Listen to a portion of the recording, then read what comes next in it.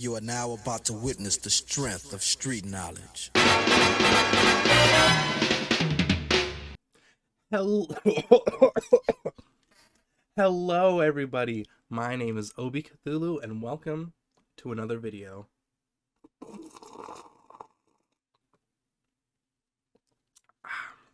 Today is finally the day. I started my Nolan marathon a while ago to dip my toes into a director with not too many films, and I wanted to be able to watch all his films before his new one came out.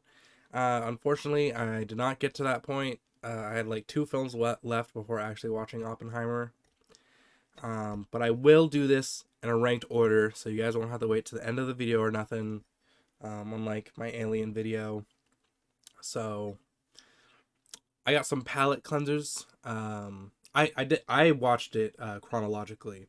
I didn't watch it in like any order I wanted to. I did it chronologically. So I got some palate cleansers in between each Dark Knight film. So also, big spoiler warning. I will be talking about spoilers. And many of you might not have even heard of some of these movies. By some of these movies, I only mean one movie. But anyways, yeah. I will not shy away from spoilers. Even though I want you guys to watch the movies for yourself. So there may be some hot takes coming your way. So be prepared. Okay, let's get this started with. In last place, at number 12, we have Dunkirk. I actually tried twice to watch this movie, and it was a drag. This is Nolan's worst film by far. The movie is sluggish and boring. I honestly don't even remember much of this movie, and that's the worst part. I sat through this movie 2 times. I fell asleep once, but I started over to give it like a whole nother chance. Like I didn't even start where I slept off. I started all over. I was like, you know what? Maybe I'm doing this movie wrong. I was not. So, unfortunately, the second watch through was even worse. I do remember feeling anxious in the scene where Tom Hardy, fighter pilot, ran out of gas and had to land in the ocean, or maybe it was the other pilot. But still, the characters were not very notable. Even though some actors were fantastic, there was Tom Hardy, Cillian Murphy, Barry Keoghan, Kenneth Branagh, and Harry Styles. I'm Harry Styles. I'm 16. I work in a bakery. Yeah, Harry Styles is in this film, and it's really funny to me because he does fine, but I just forgot he was in it. Both times I watched it, it was just like a jump scare. Like, okay. I generally do not like war movies, though. This is not an exception. I did hear that this film was better to watch in theaters. That this is like a theater experience kind of movie. However, I did not watch it in theaters. I watched it at my house on my couch. So, yeah, I don't even know what else to say about this one because, again, it's forgettable, it's bland, it's boring. Boo. On to the next one. At number 11, we have Insomnia. Ironic title because this movie made me want to go to bed. This movie is such a snooze, but it's like trying so hard to be like a hard-boiled detective movie with Al Pacino from Heat, and Al Pacino in this movie was not good. I'm sorry. A lot of people compliment his skills in this movie. He's not good. He's not good in this movie. I believe he's good in other things. Everything else that I've maybe seen him in, because I don't remember, quite frankly, he was good in those. Or at least I didn't think, wow, this sucks. And honestly, having an older, wiser cop from Los Angeles going to Alaska? I think they're in Alaska. Where the sun doesn't set with the murderer of a teenager could have been really interesting. That concept right there is so interesting. I would have loved to like read it as a book. Not gonna lie, but unfortunately, it's not. Things don't always land on their feet. Sorry, Nolan. I think it's fine at best. There's a scene where in the film where they're chasing down who they think the killer is, and it's really foggy, and Al Pacino shoots and accidentally kills his partner.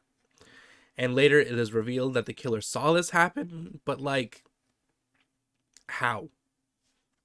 In the movie, it's established that no one could see anything. So like, how did the killer know who he saw kill? Like, maybe it's just like an estimated guess and he just figured it out. Maybe he was just around and he overheard their voices and everything, and I don't know. It just, maybe they explained it in the movie. I forgot. That's on me, but this movie just sucked. And also, it was a jump scare for me that Robin Williams was in this movie, and not only does he play a murderer, he plays a pedophile as well? Like, Jesus Christ. This guy has, like, the world's brightest smile. Like, how is he playing the world's worst person?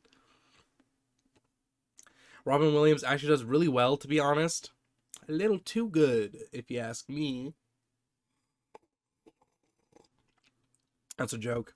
That's a joke, guys. I'm sorry. I'm kidding. Overall, this movie is messy and slowly paced and boring. I give it a 4 out of 10. Did I even say what I gave? Yeah, I did. I said. I think. At number 10, we're hitting the hot take. Batman Begins. The start of the Dark Knight trilogy, and unfortunately, the worst of it. This is where Nolan movies start getting pretty good, though, on the list.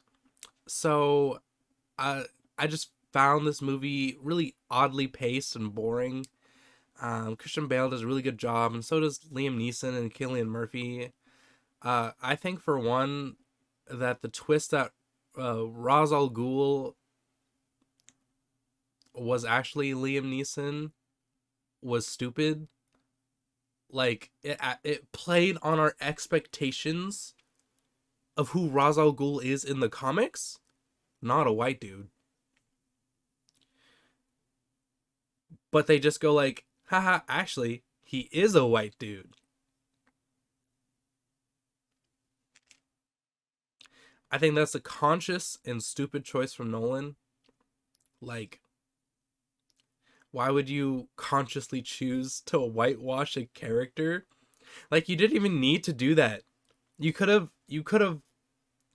done anything. You could have got one of the actors who helps Liam Neeson in The League of Shadows, and then you could have just done that twist.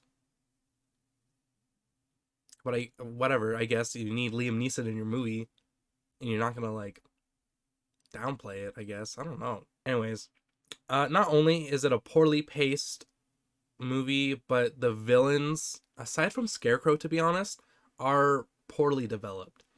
The League of Shadows and Ra's al Ghul stuff is kind of lacking. Scarecrow is my favorite part of this movie, but he's like a side villain who doesn't get like a whole lot of screen time. I feel like he should have been the main villain. I think that would have been way more interesting to have him being the main villain of the movie. I also feel like the stakes could have been like maybe lower, maybe a little more, not grounded, but like not like a citywide threat, you know? Like, I don't know. Maybe that's just my gripe. Maybe I just have an issue with that. I do like things that have like lower stakes sometimes. Like each of the Dark Knight films try to outdo each other in how, you know, how dangerous the villain is. And I feel like they don't really need to do that, but I feel like that would have made the movie more interesting, to be honest. But as much as there are cons, there are some pros too. This movie is definitely one of the better Batman movies. The costuming, the set pieces, and Gotham are really great in this. Uh, Although I do feel like Gotham just feels like New York. I feel like it should be more like gothic, like a gothic New York or something. Like put some gargoyles in there. That would go so hard. Imagine Christian Bale Batman posed next to a gargoyle. That shit would go so hard. Obviously, Bale is phenomenal in this film. He puts his whole publicity in this movie. Uh, not actually. I just want to say that it is the start of something wonderful for Christian Bale in Nolan's filmography. But yeah, so this movie's not so bad, but I do think it's the weakest of the trilogy. Might honestly change after a rewatch, but we will see. 5 out of 10. Number 9, The Dark Knight Rises. Despite its title, it has nothing to do with the run The Dark Knight Rises, written by Frank Miller, that the name is inspired from. This is tied to Batman Begins by like a small margin. I think this movie's barely better than Batman Begins, which is unfortunate because The Dark Knight was just so good. I remember being in theaters for this movie, and I was so hyped because I really liked The Dark Knight. I thought it was a really awesome movie as a kid, and I sat in this theater and I was like, cool. We saw the football scene, which I will talk about in just a sec. I do think these movies are better than a lot of the cape shit we get now. Except Spider-Verse, of course. I don't have my poster out. You actually, if I showed you, hold on. Yeah, you can see my little Spider-Verse poster. Let me zoom in. No, that's not zooming in. There's my cup. See? Spider-Verse. Okay, I didn't really need to do that. Yeah, this movie is also slowly paced, the sluggish and sluggish, like a lot of Nolan's worst movies. And Bane is boring. How do you make Bane boring? He's such a cool and unique comic book character. I don't understand how you could fumble so hard, especially with the hard miscast of Tom Hardy. He's a great actor and performs excellently in this role. But I want a big, burly, El Luchador actor man. Pause. Pause. Selina Kyle is also pretty lame in this movie, to be honest. And so is Talia al Ghul. All the villains are lame. Like, fumbled the bag with that. Talia al Ghul is pretty interesting. So is Selina. And so is Bane. So how do you fuck up that bad? I think, though, the costuming, for the most part, a massive upgrade.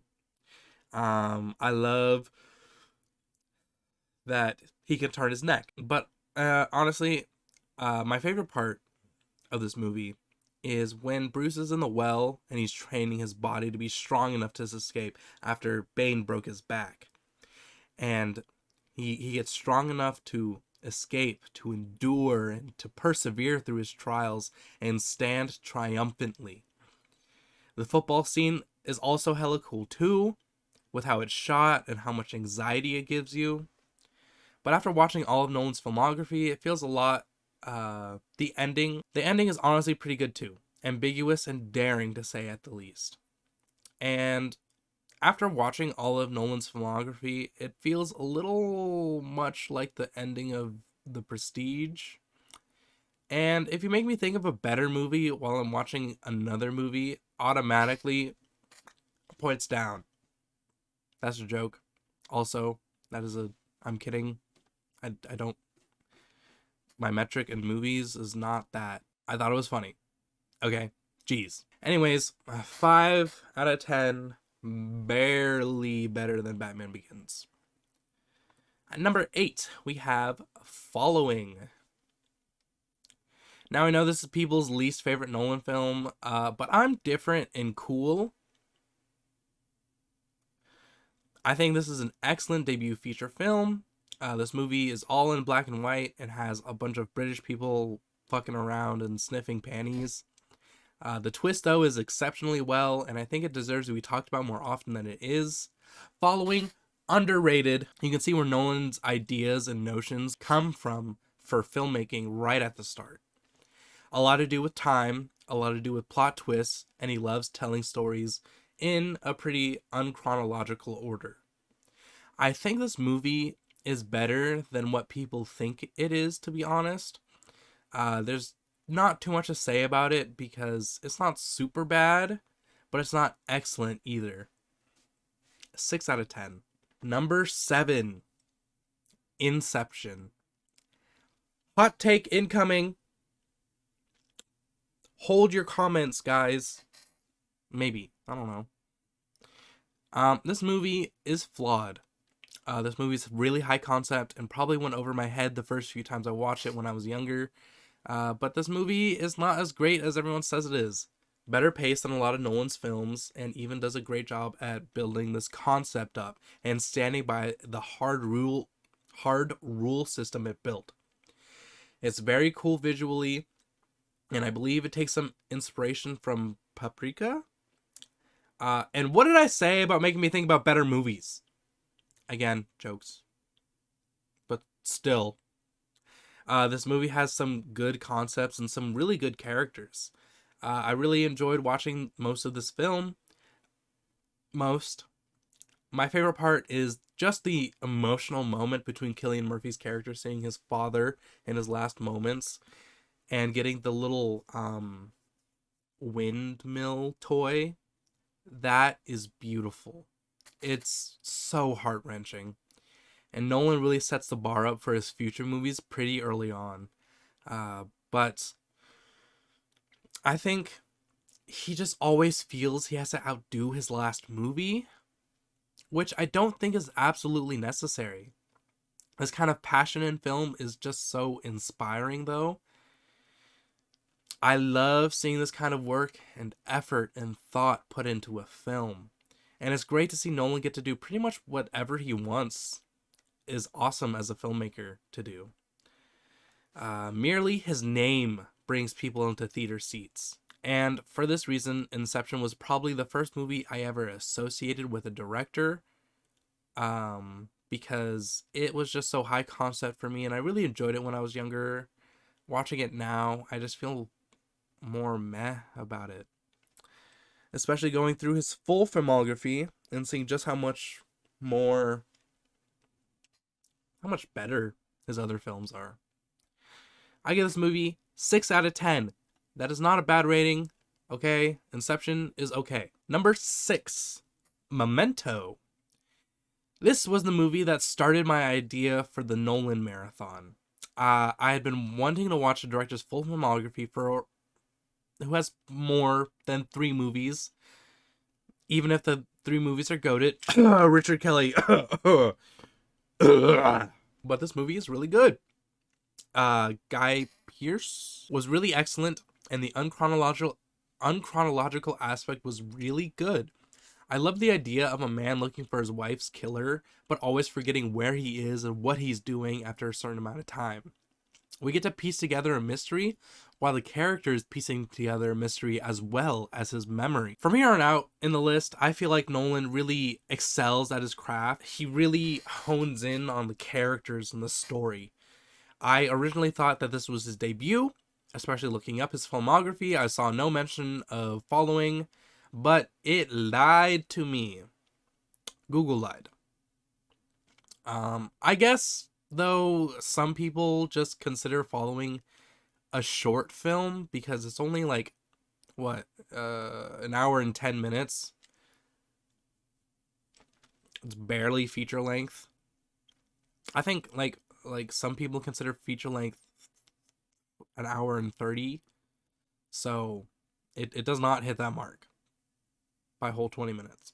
So the last part of this movie really works for me too. The way that they revealed that he might have already killed his wife's killer, but he chooses to forget so that his life could not only still have reason, but to also kill the cop who's been using him for who knows how long to do his dirty work. Anyways, this movie was really great, and I think the version of chronological order ruins it a bit, so don't watch that, but still, 7 out of 10. And here we go.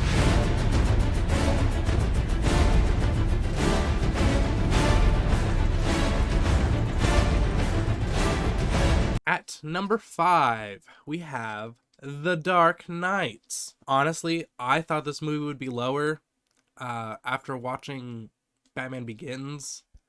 And after for a while, like 2 years ago, I was like hating on this movie for some reason. I just wanted to be different, I guess. But I'm not that different, guys. I love this movie.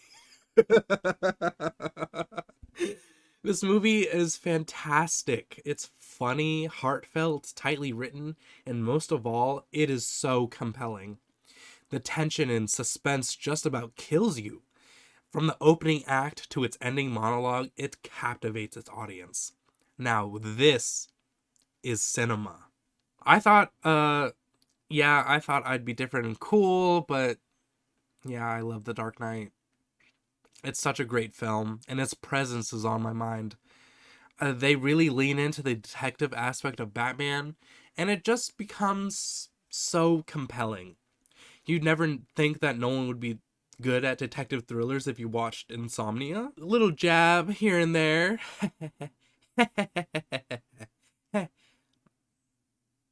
But this movie is so well written and so tight, and oh my goodness. Again, a favorite scene of mine is like a lot of it, but the most notable is the choice of saving Harvey Dent and the choice of saving Rachel. It's so heartbreaking and has so much suspense, and Bruce realizing that he went and actually saved Dent instead of Rachel. He tries his hardest to get to her, to save his love, his other half. And of course, this wouldn't be a review without talking about Heath Ledger's performance. He is so great in this film. It's so damn good. A legendary performance that is talked about to this day. And sadly, he would never see it. Rest in peace, Heath. I think if I had seen Heath Ledger in any other role before this, I would have guessed he would... I never would have guessed he would play such an excellent Joker. But also, you know, it could follow through because Mark Hamill is also an excellent Joker, and he's Luke fucking Skywalker.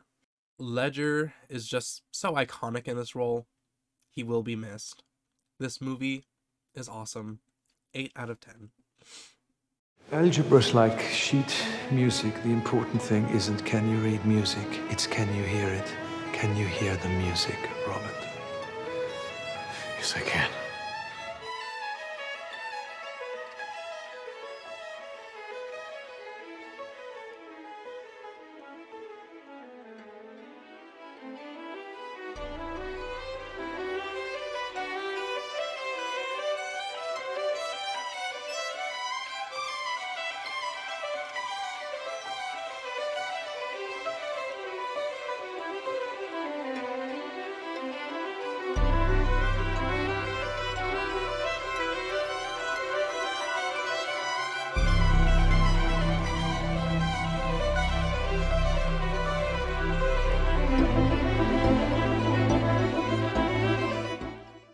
At number 4, we have Oppenheimer.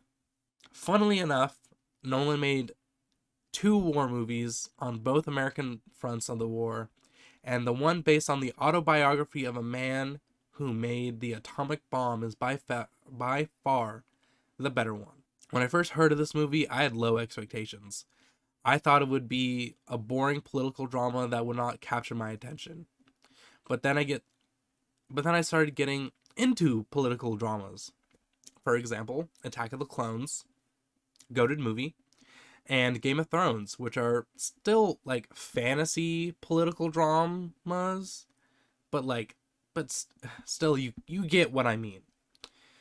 And I started my Nolan marathon, so I was excited.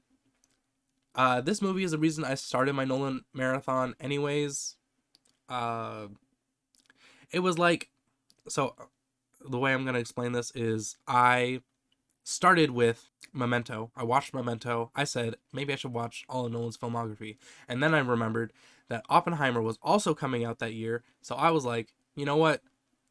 I'll do it. I'll start the Nolan marathon. But I wanted to do it, again, chronologically, in his filmography order.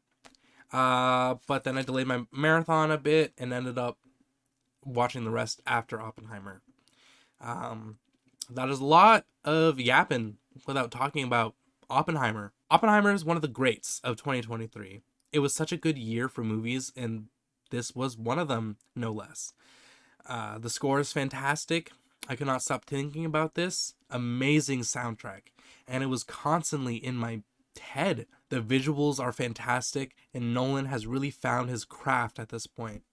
He doesn't really need to reinvent the wheel or anything, but he continues to show his dedication and his love for film, and it's so inspiring.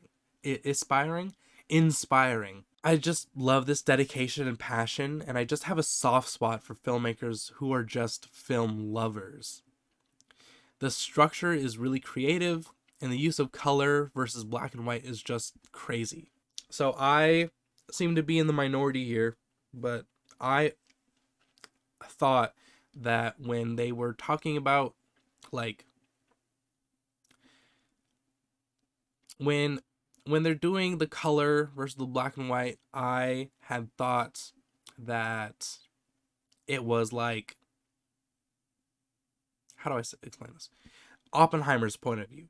That's true. It's Oppenheimer's perspective. It's very subjective. But then I thought the black and white was Strauss's account and how everything. So it was his point of view. And I thought it would be subjective to him.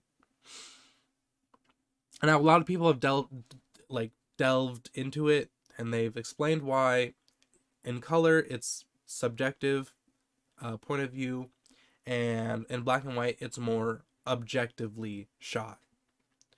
So, I mean, I don't think I'm wrong. It is Strauss's account by all means. It's just, it is shot objectively, because I think it's just because he's talking as a matter of fact, like, this is how it happened, you know? Maybe I'm still in the minority here. Also, I do want to say, the criticism that this movie should have shown the devastation and consequences of Hiroshima and Nagasaki.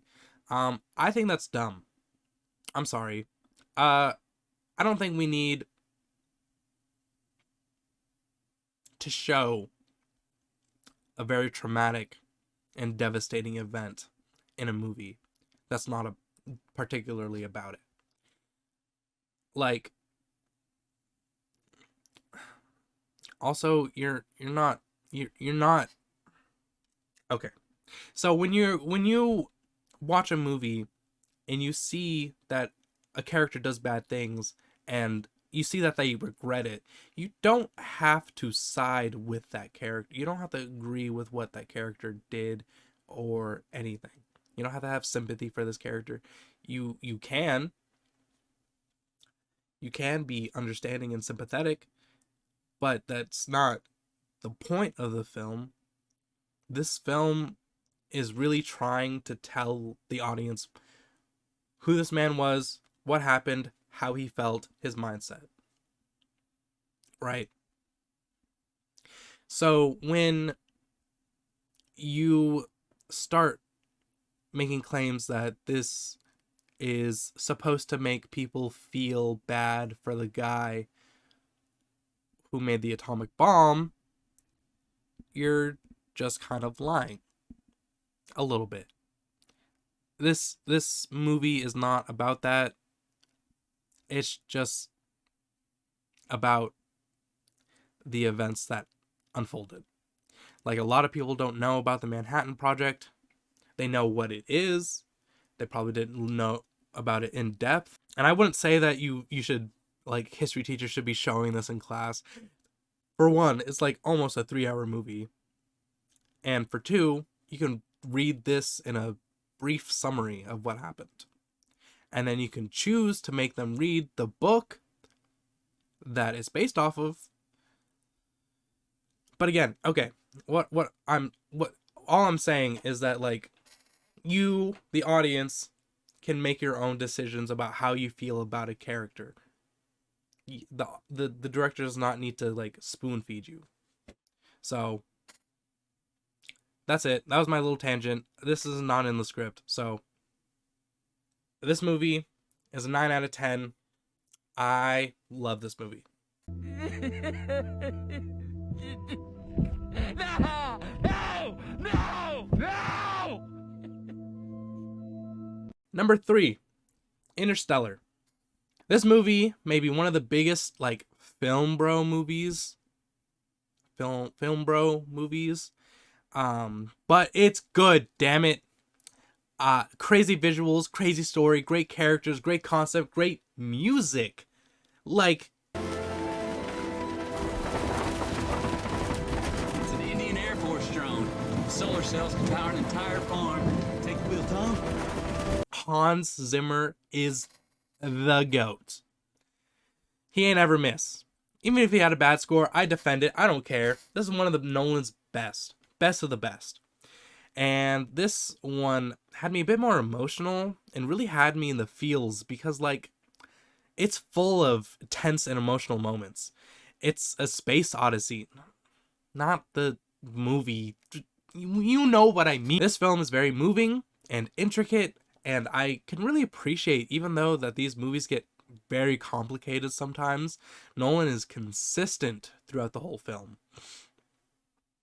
You can hardly ever see plot holes that happen within the movie, which isn't always a bad thing to have plot holes, but like it's still a good thing nonetheless. I don't think plot holes matter. That's another hot take, I guess. Plot holes, you don't need to worry about them. If a character, if it serves the story or serves the character, you know, it doesn't even need to do that. As long as it's cool or something. You know, I just think it's a cinema sins kind of criticism. Not gonna lie. Like, this movie weaves the intricacies of time throughout the film, a common theme throughout Nolan's filmography, and the way it circles back to these higher beings and how he was basically the representation all along throughout the film. However, I do feel like it ends up being a lot of space exploration goes wrong movies. But that's, like, a bit nitpicky of me. Like, I was just talking about, like, CinemaSins critiques, and now I'm being a little nitpicky. But again, I don't really mind if something's, like, a little cliche. It's just is what it is. But not perfect, but very good. Great. Even. 9 out of 10.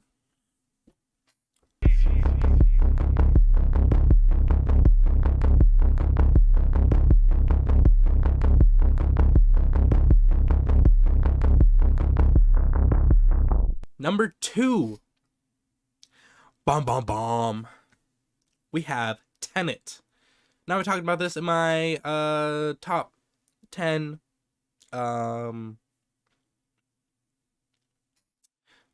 movies of movies I watched for the first time in 2023. It was in my honorable mentions. Because I think Tenet is underrated. I genuinely think that. It's a really great movie. It's very underrated and very good. This movie has awesome choreography, and at first time trying to watch this, I could not get into it because it was really complicated. This was before I even started the Nolan marathon. I like put on Tenet because I saw it on Max, and I ended up like getting very confused very quickly. I didn't know what was going on, and I turned it off. But the more I watched more Nolan movies, the more I got used to like this super complicated shenanigans, you know.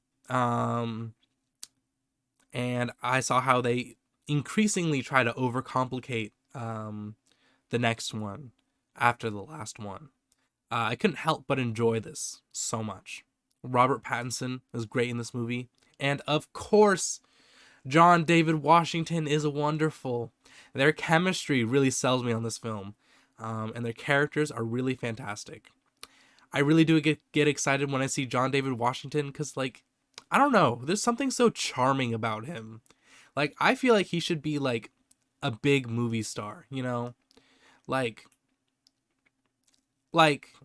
you know, he should be talked about as much as, like, Robert Pattinson or, like, Tom Cruise or, I don't know, Jenna Ortega. He's really good. He's always good. Like, even if the movie he's in isn't great, he's doing awesome. He's doing wonderfully. Even though I've only seen him in like 3 movies. I originally thought I wouldn't like Tenet because of the overcomplicated bullshit.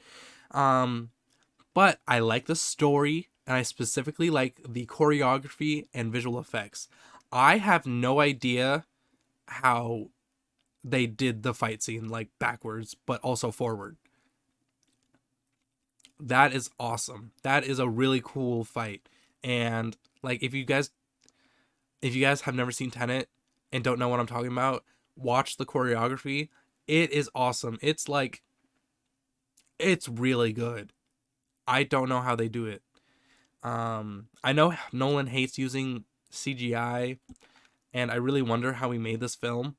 But, you know, it's movie magic, and I don't want to ruin it for myself.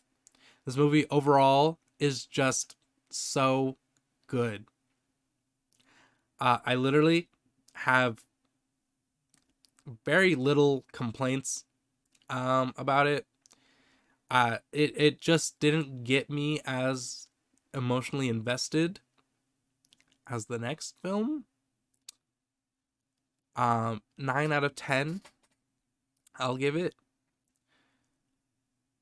Yeah. And at number 1, at this point, you know what it is. You know what it is.